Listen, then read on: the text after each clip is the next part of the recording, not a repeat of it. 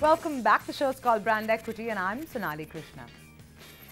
Now, retail anthropologist and guru Paco Underhill, for those unfamiliar with him, he's an environmental psychologist and the author of many bestsellers on retail, such as Why We Buy, The Science of Shopping, Call of the Mall, The Geography of Shopping, and more recently, What Women Want, The Global Marketplace Turns Female Friendly. Apart from being a renowned author, he's also the founder of a market research and consulting company called Envirosell. He employs the basic idea of environmental psychology, which is that our surroundings influence our behavior, and to find ways of structuring man-made environments to make them more conducive for retail purposes. I caught up with the man himself during his brief visit to India to discuss what retailers are doing right and wrong and how the Indian retail landscape stacks up against other emerging and advanced markets. Thank you so much for joining us. Truly a pleasure and an honor to have you on Brand Equity. Well, thank you. It is a pleasure to be back in India and casting orbs on you. So tell me, you've had over 20 years of experience in actually understanding consumer behavior in retail formats.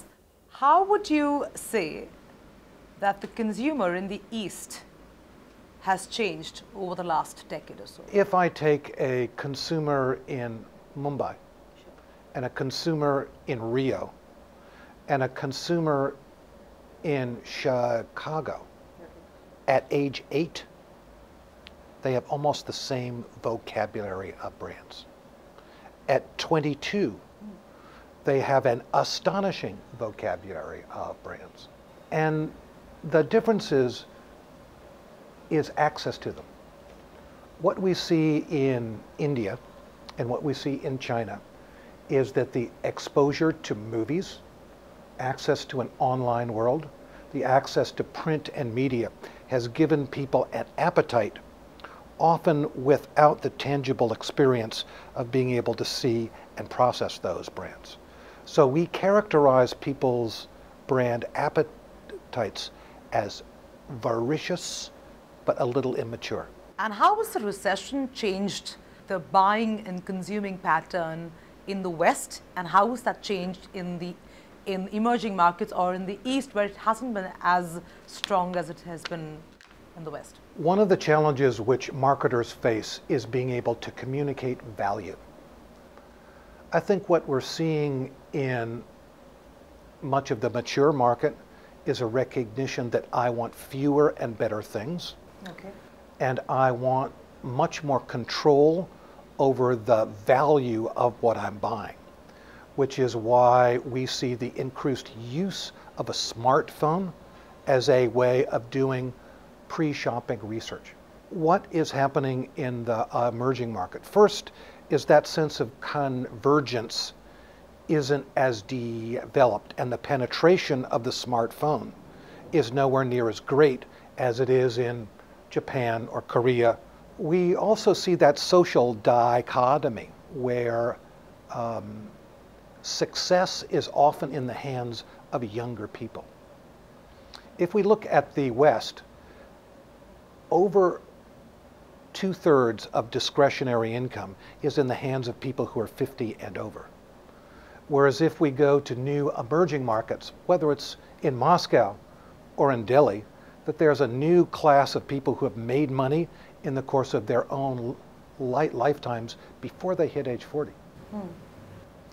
And their appetite for goods is really high. So rather than shop at Hypercity in Mumbai, I'm shopping at Carrefour in Dubai. Sure. Or I'm going to a Lotus in Bangkok, because I get better quality and I get better prices. How would you critically evaluate the layout and store design and placement as opposed to, let's say, a lot more advanced markets? I have been to organized retail here in Mumbai and in Delhi that, from my view, having worked in Brazil, having worked in Mexico, having worked in Russia, is shameful. It's dirty, it's disorganized, the pricing is awful, the in-store signage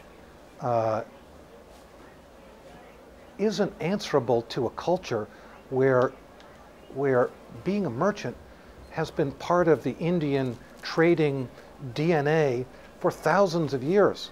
So one of the first experience Indians had, we had in terms of a retail store, a hypermarket of sorts, was Big Bazaar, and the Kishore Biani, who's the man behind it, made a statement that said that, you know, I would like to give it a bazaar-like feel, messy, touch, feel, pick up, and hence, till date, Big Bazaar as a concept is unorganized.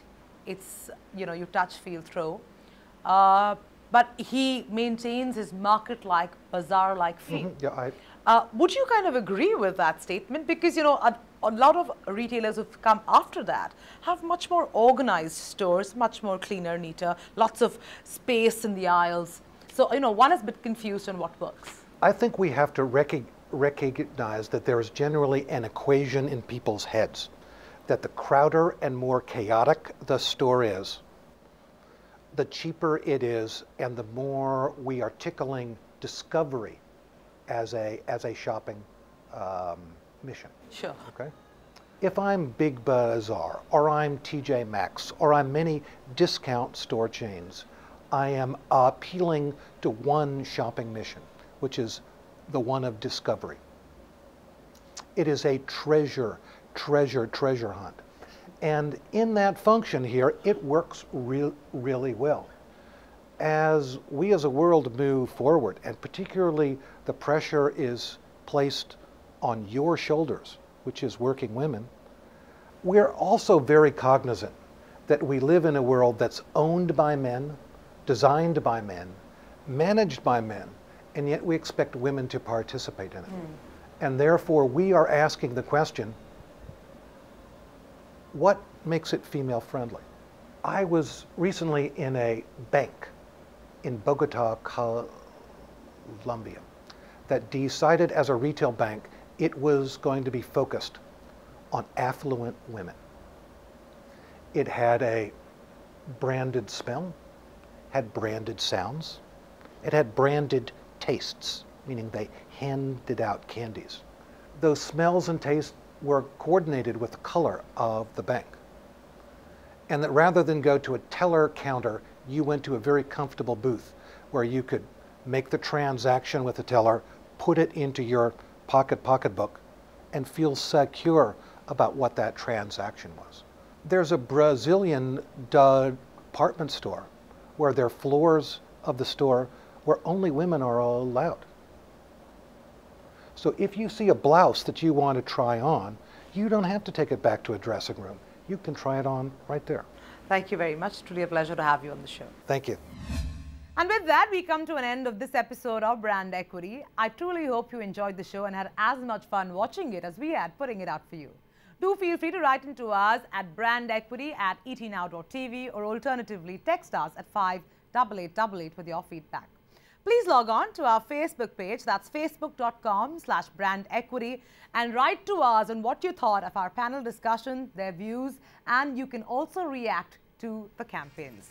You can also follow us and react on Twitter at Brand Equity Live. I'll see you next week, same time, same place. Until then, adios.